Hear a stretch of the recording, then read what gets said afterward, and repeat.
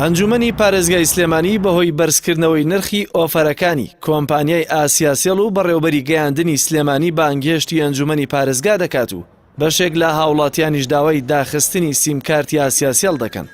لە ماوەی ڕابردوودا کۆمپانیای ئاسیاسیەڵ سیمکارتێکی بەناوی فری بەسەر فەرمانبەران و مامۆستایاندا دابەش کرد.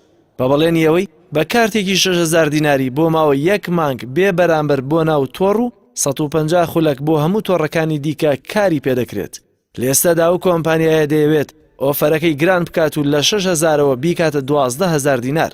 بەشێک لە فەرمانبەر و مامۆستایانیش باوەڕیان وایە گرانکردنی نرخی ئۆفەرەکان لەلایەن ئاسیاسیەڵەوە واتە درۆکردن لەگەڵ هاوڵاتیان و دەژڵێن پێویستە بەکارهێنەرانی ئەو ئۆفەرە سیمکارتەکانیان دابخەن.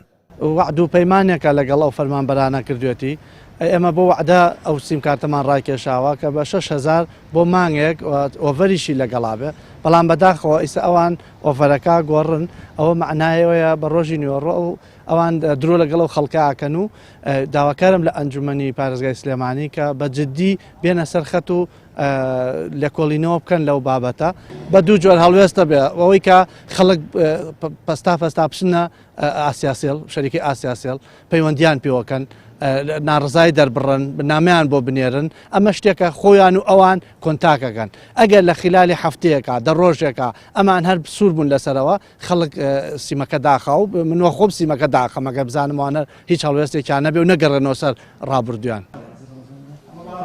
زیاتر لە 70 ئەندامی ئەنجومەنی پارێزگای سلێمانی لە ڕێگەی کۆکردنەوەی واژۆ داوای بانگهێشتی نوێنەری ئاسیاسیەڵ و بەڕێوەبەری گەیاندنی سلێمانیان کردووە. بڕیار وایە ڕۆژی یەکشەمەی داهاتوو ئەنجومەنی پارێزگای سلێمانی کۆ ببێتەوە لەسەر گرانکردنی ئۆفەرەکەی هێڵی ئاسیاسیەڵ بکۆڵێتەوە.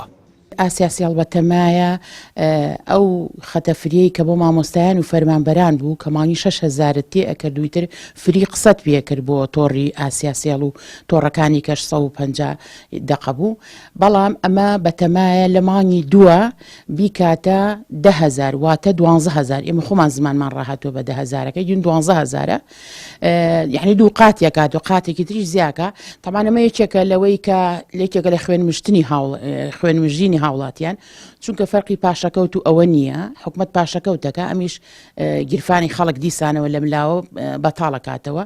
ئێمە بانگهێشتمان کردوون دوێنێ کتابی ڕسمیان بۆ چووە بۆ ئاسیاسیەڵیش و بۆ گەیاندنیش کە ڕۆژی یەکشەمە سەعاتدە ئامادە بن بۆ ئەوەی ئێمە مساعلە بکەین بزانین چی و چی نییە. هێڵەکانی پەیوەندی ئاسیاسیەڵ و کۆڕەک تێلیکۆم و زەینستەر بە حکوومەتی عێراقین و کۆڕەک تێلیکۆم بە پێی زانیاریەکان 375 ملیۆن دۆلاری دەستەی گواستنەوە و گەیاندنی عێراقی قەرزارە و لە ماوەی ڕابردووشدا ئاسیاسیەڵ و کۆڕەک بەناوی ئۆفەری جیاوازەوە لە باڵانسی بەکاربەرانیان کەم کردووەتەوە و زۆر جاریش ناڕزایی بەکاربەرانیان لەسەر گرانبوونی نرخ بووە کە ئێستاشی لەگەڵدا بێت نرخی کارتێکی 5,000 دیناری بە 6,250 دینار دەفرۆشێت کە زۆر جار ناڕزاییەکان گەشتووەتە ئاستی ڕاگەیاندنی کەمپین و بایکۆت و داخستنی سیمکارتەکانیان. جەلال محەممەد، کەناڵی ئاسمانی پەیام، سلێمانی.